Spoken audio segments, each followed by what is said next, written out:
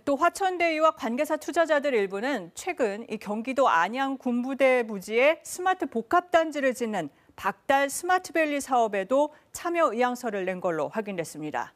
이 규모가 1조 원이 넘습니다.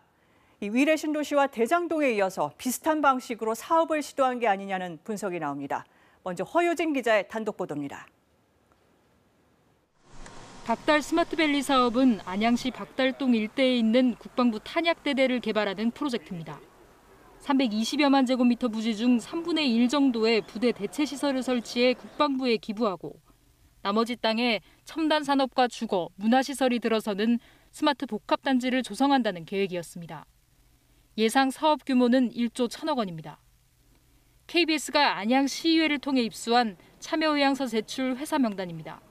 지난달 제안서 접수가 마감됐고 명단 가장 맨 위에 주식회사 NSJ홀딩스라고 적혀 있습니다. 법인 등기부 등본을 확인했습니다. 대장동 사업으로 논란을 빚고 있는 화천대유의 관계사인 천화동인 4호가 이름만 바꾼 같은 회사입니다. 남욱 변호사가 사내 이사로 등재돼 있습니다. 남 변호사는 대장동 개발 사업으로 거액의 배당금을 받은 것으로 알려져 있습니다.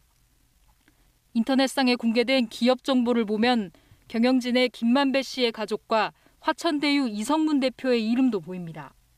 입찰에 공모도 하고 그런 모습을 본다라면 남욱 변호사를 비롯해서 이 홀딩스라는 회사가 국내에서 계속 시행 사업을 하려는 의지가 뚜렷하지 않나 그렇게 추측됩니다.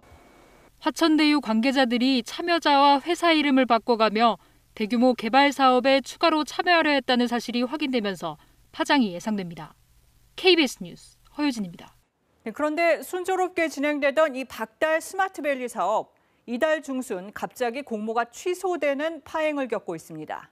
대장동 논란이 본격화되던 시점에 벌어진 일입니다. 계속해서 김진호 기자입니다. 9월 16일 안양도시공사 홈페이지에 올라온 공고문입니다. 박달 스마트밸리 사업의 민간 사업자 공모를 갑자기 취소한다고 돼 있습니다. 당초 안양도시공사가 민간 사업자를 공모한다고 발표한 건 지난달 초. 이후 이달 초 기업들의 1차 서면 질의를 정상적으로 회신하고 2차 질의까지 진행 중이었는데 돌연 공모를 취소한다는 공고를 낸 겁니다. 16일은 날짜 기준으로 보면 정치권 등에서 대장동 개발 사업 관련 의혹이 본격화되던 시점입니다. 안양시는 공모 취소를 알리면서 공익성을 제고한다는 설명을 내놨습니다.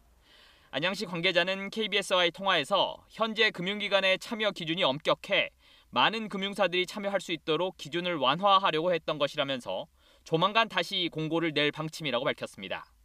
하지만 이번 공모 취소 탓에 11월 중 예정됐던 민간 사업자 사업계획서 제출 등은 미뤄질 수밖에 없습니다. 성남시의 대장동 개발 의혹과 관련해서 언론에 엄청난 의혹들이 나오고 있습니다. 인도권 개발과 박달 스마트밸리 개발 사업 과정에서 이러한 일이 발생되지 않도록 타당성 조사를 철저히 해야 할 것입니다. 대형 건설사와 은행 등 105개 참여 의향 기업들도 사업 공모 취소 배경과 향후 전망에 촉각을 곤두세우고 있습니다. KBS 뉴스 김진호입니다.